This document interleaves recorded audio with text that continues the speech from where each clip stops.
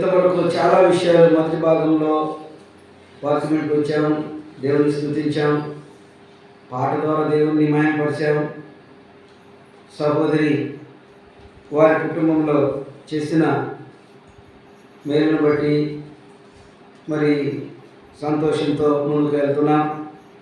రెండో భాగంగా మనందరం 119వ కీర్తన 1వ వచనం 2 వచనాలు మనందరం జాగ్రత్తగా చదువుకుందాం. అందరూ పలకాల్సి ఉంటుంది. నిర్దోషంగా నడుచుకుని వారు ధన్యులు. ఆయన శాసనములను గైకొనుచు పూర్ణ హృదయముతో ఆయనను వెతుకువారు ధన్యులు. వారు ఆయన మార్గములలో నడుచుకొనుచు ఏ పాపమును చేయరు. చాలు. మనం రెండో భాగంగా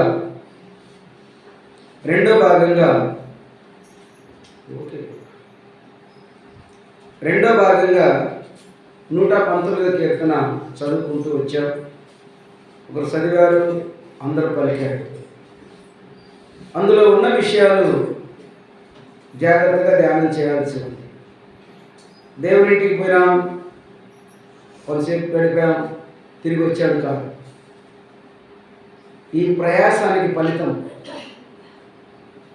పౌలు అంటాడు, 1 కొరింథీ 15:58లో ప్రభునందు మీ ప్రయాసం వ్యర్థము కాదని ఎరిగి, అర్థమైందా? ఎరగకపోతే ప్రయోజనం లేదు. ఎరగాల, ఎరిగి స్థిరులను కదలిన వారును ఉన్నంత కాలము ప్రభు యొక్క కార్యాభివృద్ధి యందు ఆసక్తులై ఉండండి. పోయొచ్చాడు కాదు, ఈ పని అంతుంది. దేవుడి ఇంటికి వచ్చిపోయే నీకు ఈ పని అంతుంది. ఏదో వచ్చాను పోయాను కాదు. ఈ విషయాన్ని స్పష్టంగా ఎరగండి. ప్రభునందు నువ్వేం కలిగి ఉంటావో, ఏమై ఉంటావో అది ఎన్నడూ వ్యర్థం కాదు. ప్రభునందు నీ స్వబుద్ధితో, మన స్వబుద్ధితో ఏదైనా కలిగి ఉంటే అది ప్రయోజనం కాదు. అర్థమైందా? ఎప్పటికంటే ఉన్నంత వరకు ఆయన వచ్చే సంగతి వదిలిపెట్టండి. నువ్వు ఉన్నంత వరకు, మనం ఉన్నంత వరకు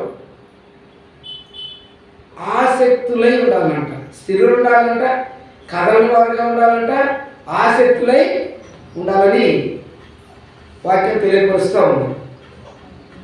కాబట్టి ప్రభునందు ప్రియమైన వారులారా, ఈ విషయాన్ని ఎప్పుడు మర్చిపోబాకండి.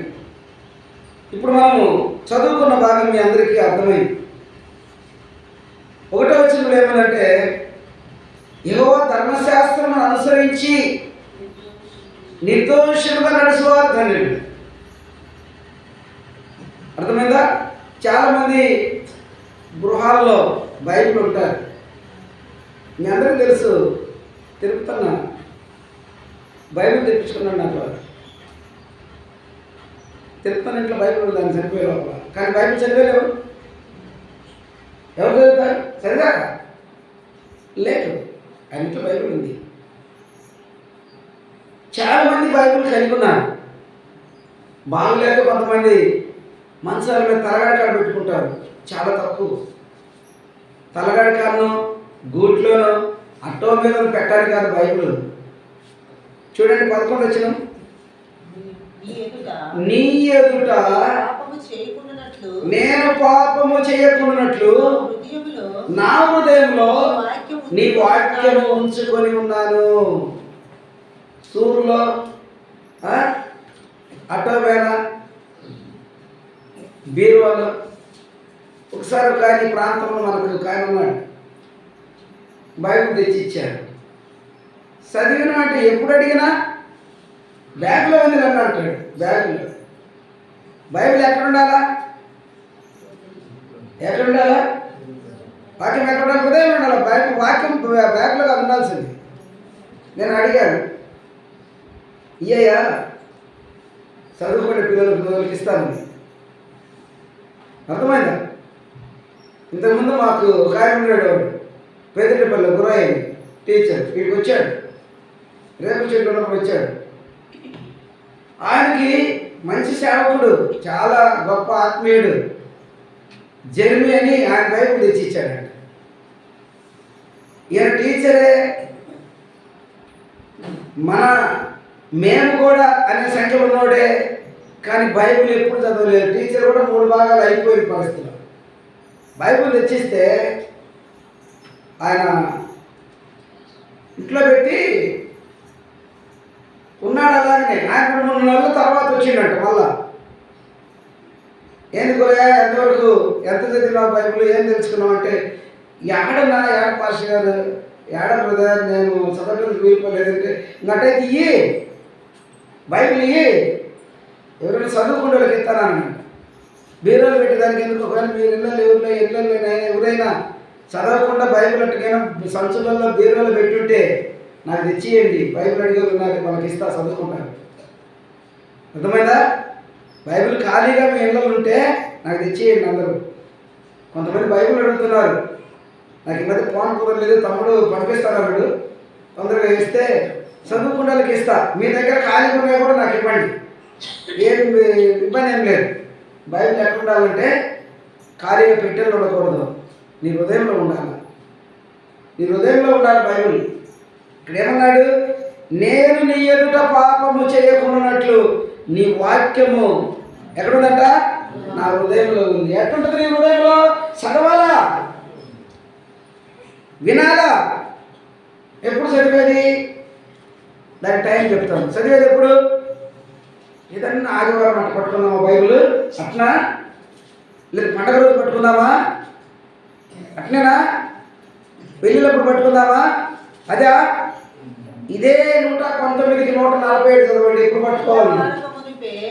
ఎక్కడంట? అంటే రోజా? ఎన్నిసార్లు తెల్లారి అన్నిసార్లు. ఇక రోజు అనుకోండి, వారానికి అనుకోండి, నెలకు అనుకోండి, ఇంకెప్పుడు చూడండి.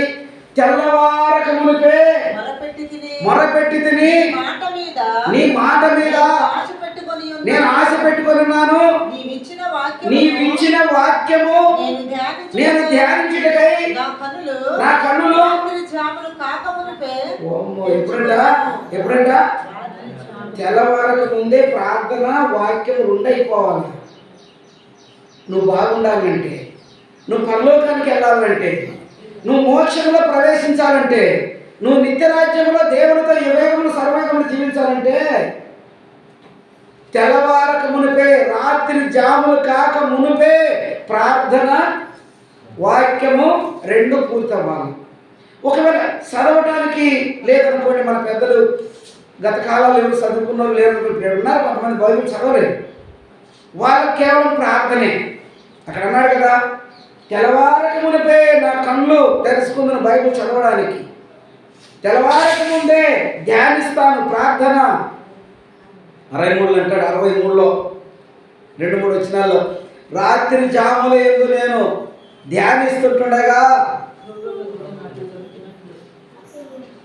క్రొవ్వు మెదడు, అంటే క్రొవ్వు బలానికి సాదృశ్యం, బలం.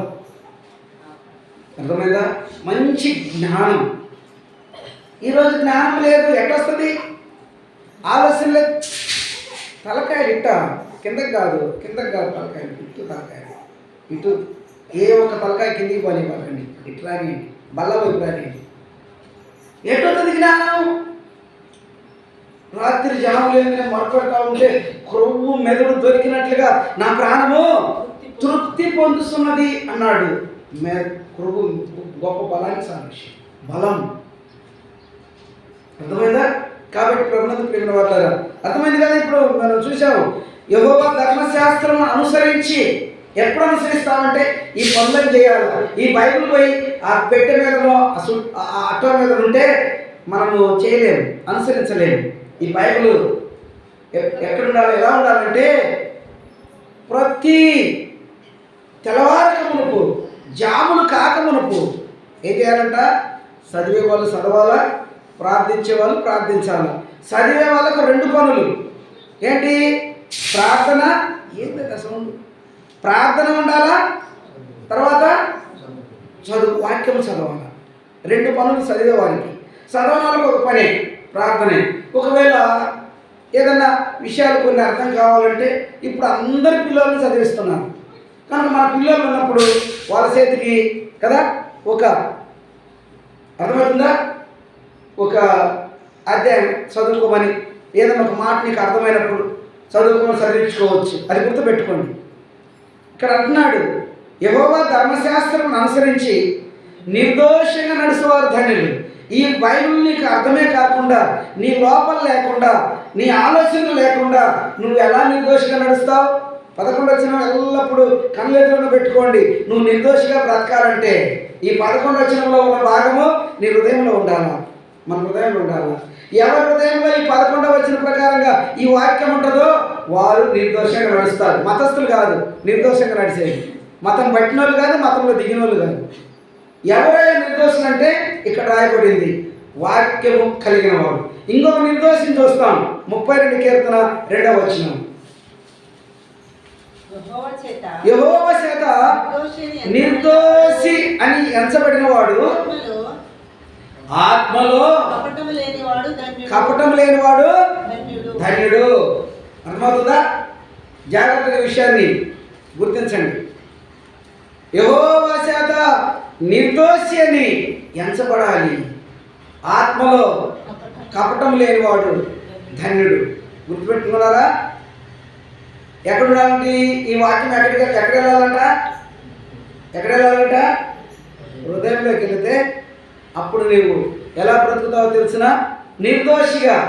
ఎలా నిర్దోషిగా బ్రతుకుతావో తెలిసిన 32:8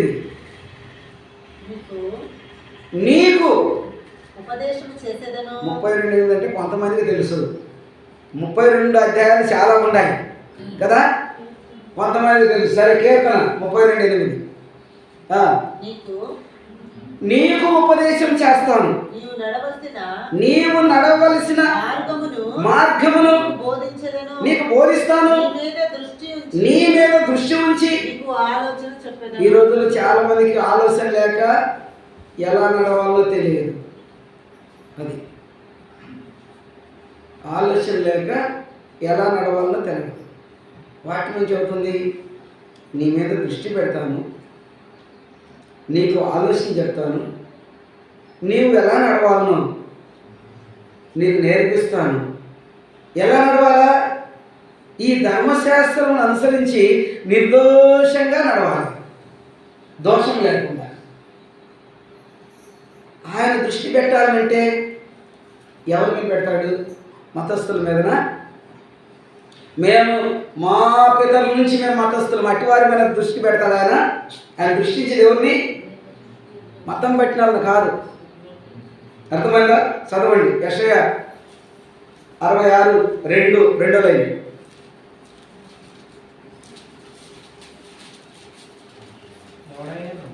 ఎవడైనను దీనుడై నలిగిన హృదయం గలవాడై నా మాట విని వణుకుసుండును.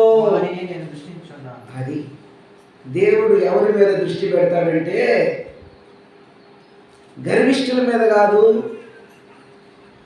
వ్యతిరేకుల మీద కాదు, పడిపోయిన వాళ్ళు ఇష్టానుసారంగా జీవిస్తుంటే కాదు, డాంబికులు అంటే అసలే కాదు. ఏం రాయబడింది? దీనుడు, నలిగిన మనసు కలిగిన వాడు, దేవుని మాట విని భయపడుతుంటాడే, వాని మీద ఆయన దృష్టి ఉంచి వాడు ఎలా నడవాలనో నడిపిస్తాడంట.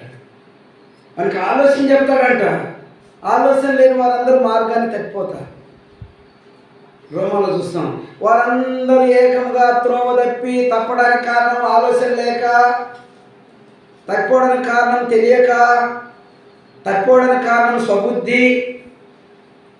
తప్పిపోవడానికి కారణం స్వబుద్ధి అని చెప్పడానికి ఎట్ట మనము నిర్ణయించుకున్నామంటే ఆదికాండం 11 తర్వాత చదువుకోండి. చెదిరిపోవడానికి కారణం స్వబుద్ధి. అర్థమైందా? సరే, ఇక్కడ మనం చూస్తున్నాం, నిర్దోషంగా నడుచుకున్న వారు ధన్యులు. నిర్దోషంగా అంటే దోషం లేకుండా నడవడికలో, జీవితంలో ఎట్టుండాలంట? నిర్దోషత్వం. యెహోవా చేత నిర్దోషని ఎంచబడిన వాడు ధన్యుడు. ఎట్టంట? యెహోవా ధర్మశాస్త్రం అనుసరించి నిర్దోషంగా నడవాలి.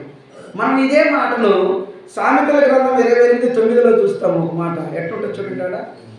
సామెతల గ్రంథం 28:9 చదవండి. ధర్మశాస్త్రము వినపడకుండా చెవిని తొలగించుకొని ప్రార్థన చేస్తారు, వారి ప్రార్థన ఎంత దౌర్భాగ్యమైన పరిస్థితి కదా. అంటే ఇందులో ఉన్న ఏ విషయము దగ్గరికి రానివ్వదు, అస్సలు సంబంధమే లేదు. ఈ ధర్మశాస్త్రంలో ఈ 66 పుస్తకాలు ఉన్న ఏ ఒక్క విషయం కూడా దగ్గరికి రానివ్వదు. చెప్పిపోకంటే అక్కడ రాస్తాడు చూడు. ధర్మశాస్త్రం వినపడకుండా చెవి తొలగించుకొని మళ్ళీ ప్రార్థన చేస్తారు. ప్రార్థన చేయమంటారు, ప్రార్థన కోరుకుంటారు, కొన్నిసార్లు ప్రార్థన చేస్తారు. ఎవరు వారు? ఈ బైబిల్కి సంబంధికులే కాదు, అట్టి వారి ప్రార్థన తెలిసిన ఏదంట కనీసం ఏదైనా ఒక మాటన్నా ఉండాలి హృదయంలో. ప్రార్థన కోరుకోవడానికి, ప్రార్థన చేయించుకోవడానికి, ప్రార్థన ఒకవేళ చేయడానికి ఏదైనా సమయం ఒక్క మాటన్నా ఉండాలి హృదయంలో. ఈ మాట ఎలా అర్థమవుతుందో మీకు నా దేవుడు చిన్నది నేను చెప్తున్నాను. ఈ ధర్మశాస్త్రం వినబడకుండా ఇప్పుడు నిద్రపోయేవాళ్ళకి వినపడదుగా.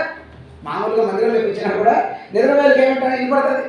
గాంధీ తాత 24 గంటలు 6 గంటలు నిద్రపోతా కూడా ఆ 6 గంటలు నిద్రపోయిన సమయం కూడా శిష్యులు ఏం మాట్లాడుకున్నారో లేచి కూర్చొని కూర్చో కాదు తప్పదు అర్జెంటుగా లేడు.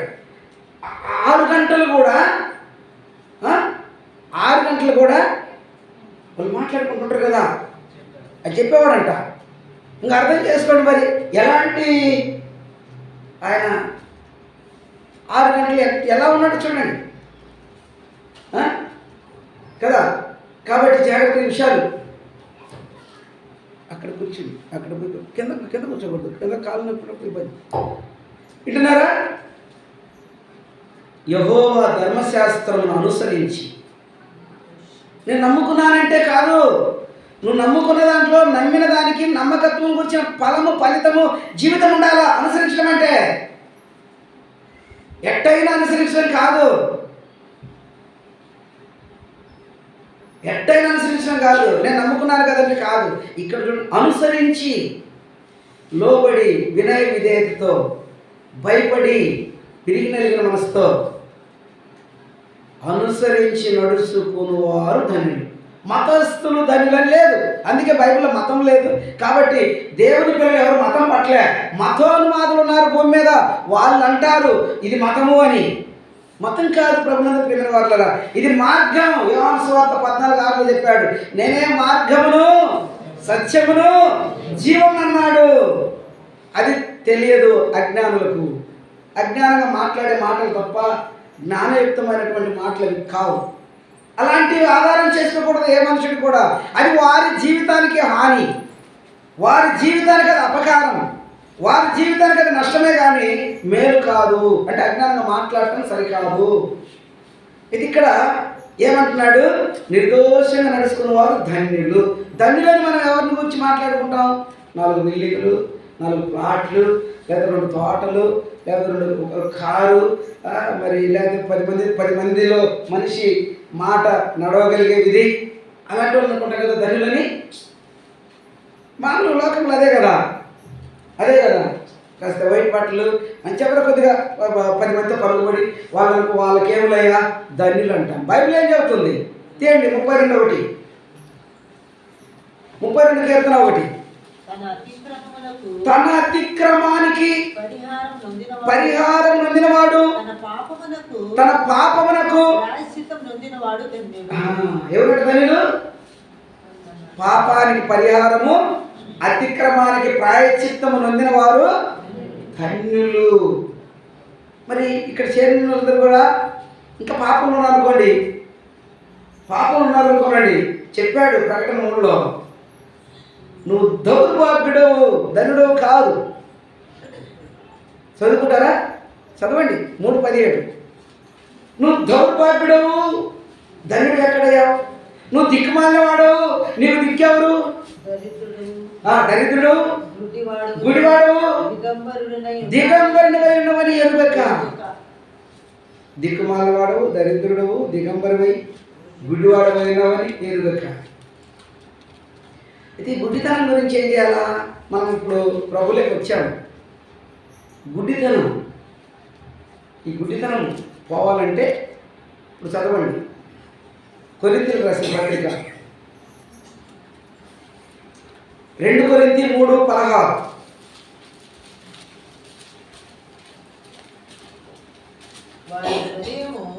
వింటున్నారా? వారంటే ప్రార్థన చేసుకోండి. నేను వారంటే నేను, గుర్తుపెట్టుకోండి. వారంటే మీరే కాదు, వారంటే నేను.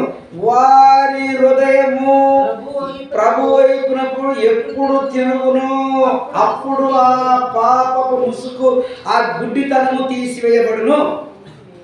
ఎప్పుడు తిరిగి తప్పు తిరిగామా? మందిరానికి వచ్చామని లేదు. ఆయన వైపు తిరగడం ప్రత్యేకత ఉంటుంది, ఆయన వైపు చూడటం ప్రత్యేకత ఉంటుంది. గుడ్డి జీవితంలో ఎంతకాలం బతుకుతారు? గుడ్డి జీవితంలో? రండి ఆ 19-18 చదవండి. నేను నీ ధర్మశాస్త్రమునందు ఆశ్చర్యకరమైన సంగతులు చూసినట్లు. మరి ఇప్పుడు కన్ను తెరవటం, ఇప్పుడు ఆ మామూలు ఆడడం చూస్తున్నాను కదా, కన్ను తెరవటం అంటే ఏంది? దానికి చాలా ప్రత్యేకత ఉంది.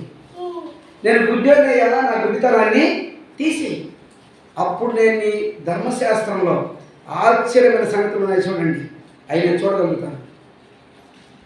నీ ధర్మశాస్త్రంలోని ఆశ్చర్యమైన సంగతులు చూసినట్లు నా కనులు తెరవమంటున్నాడు. ఇప్పుడు అందరికి పిల్లలు కదా, అందరికి కళ్ళు ఉన్నాయి కదా. మరి మళ్ళీ ఇదేంటి ప్రత్యేకత? అదే ఆ హృదయం అనే ముసుకుని చూడండి, హృదయం మీద పాప ముసుకుని చూడండి. ఈ నేత్రం ఉందా? హృదయ నేత్రం ఉందా? ఇంకోటి ఏమంటారు? చదువు నేత్రమా? మొత్తం ఎన్ని నేత్రాలు ఉండేది? మనకు హృదయ నేత్రం తెరవబడాలి. అది ఎప్పుడైతే తెరవబడద్దో అప్పుడు ఈ ఇందులో ఉన్న సంగతులు కనపడతాయి క్లియర్గా. అది తెరవబడకుండా, అది తెరవబడాలంటే 11 వచ్చిన చూడండి, మనం చదువుకున్నది. అది లోపలికి వెళ్ళాలి. వెళ్ళి ఏం చేస్తుంది? లోపల ఉన్న చీకటి అంతటినీ, గుడ్డితనం మొత్తాన్ని